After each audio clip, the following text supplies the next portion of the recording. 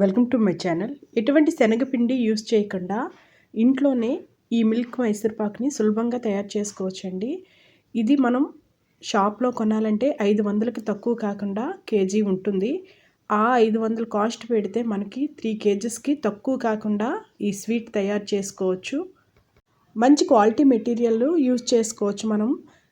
ఇంకా టేస్ట్ విషయానికి వస్తే నోట్లో వేయగానే కరిగిపోతుందండి. ముందుగా లోతుగా ఉండే ఒక గిన్నెని లేదా ప్లేట్ని కానీ బౌల్ని కానీ తీసుకోండి. అందులోన నెయ్యి వేసుకొని మొత్తము అప్లై చేసుకొని పక్కన పెట్టుకోవాలి. ఒక ప్లేట్ తీసుకొని 1/2 కేజీ వరకు అంటే ఒక కప్పుతో అన్నమాట పాల పొడిని తీసుకున్నా. ఈ పాల పొడి ఏ షాప్లో అయినా దొరుకుతుంది. దీనిలోకి 2 స్పూన్ల మైదా పిండి అలాగే 2 స్పూన్ల నెయ్యిని కూడా వేసుకొని మొత్తం ఇవన్నీ బాగా మిక్స్ అయ్యేటట్లు కలుపుకోవాలి. ఆ పాలపొడికి మొత్తమును ఈ నెయ్యి పట్టేటట్లు బాగా కలిపితే పాలపొడి విడివిడిగా అన్నమాట ఒక బ్రెడ్ పౌడర్ ఎలా ఉంటుందో ఆ పౌడర్ లాగా వస్తుంది. ఇప్పుడు ఒక కళాయి తీసుకొని అందులోకి పాలపొడి మనం 1/2 కేజీ తీసుకున్నాం కదా, అంతే పరిమాణంలో అన్నమాట 1/2 కేజీ పంచదారని వేసుకొని అందులోకి టీ గ్లాస్లోన 1/2 వంతు వాటర్ని వేసుకోవాలి. ఇప్పుడు పంచదార పాకము తీగ పాకం అన్నమాట, జిగటలాగా పాకం రావాలి. ఈ పాకం మాత్రం చక్కగా జిగాటగా అయినంత వరకు ఉంచుకోవాలండి.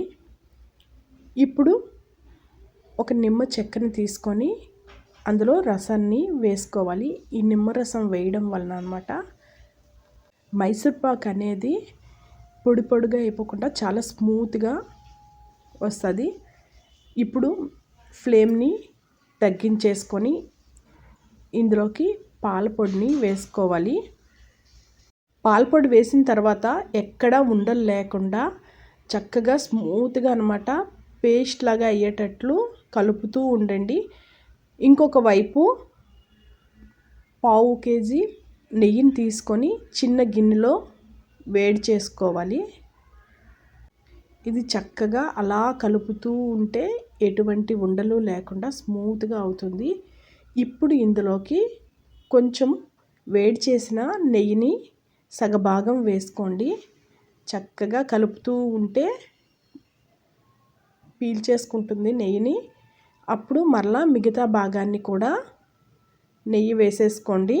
అలా ఫ్లేమ్ తగ్గించేసి అలా కలుపుతూ ఉంటే చక్కగా నెయ్యి అంతటి కూడా పీల్చేసుకొని చాలా స్మూత్గా అవుతుంది. ఒక్కసారి కొంచెం ముద్దని తీసేసుకొని చెక్ చేసుకోండి. మనకి ఆ ముద్ద ఎలా రావాలి అంటే ఉండ అయ్యేటట్లు వస్తేనే మైసూర్ పాక్ చక్కగా వస్తుందన్నమాట. అంతవరకు కొంచెం ఓపికగా కలుపుతుండండి. ఈ విధంగా వేళ్ళతోని చేస్తే ఉండలా వచ్చేటప్పుడు స్టవ్ ఆఫ్ చేసేసుకొని నెయ్యి రాసిన ఆ గిన్నెలోకి ఈ మిశ్రమాన్ని వేసేసుకోండి. ఇప్పుడు దీనిని 2 అవర్స్ పాటు అలా చల్లగా అవనియండి. పక్కకి తీసేసుకొని విడిచిపెట్టేస్తే 2 అవర్స్ తర్వాత ఆ కప్పు నుండి చక్కగా సెపరేట్ అయిపోతుందన్నమాట. ఇప్పుడు దీన్ని వేరొక ప్లేట్లోకి వేసేసుకోండి.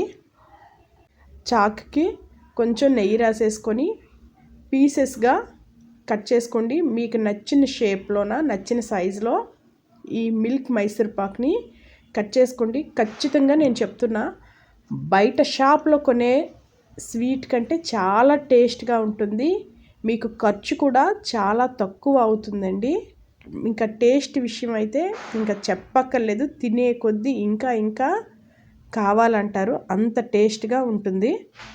ఈ వీడియో మీకు నచ్చితే మీ ఫ్రెండ్స్కి ఫ్యామిలీ మెంబర్స్కి షేర్ చేయండి. Thank you for watching.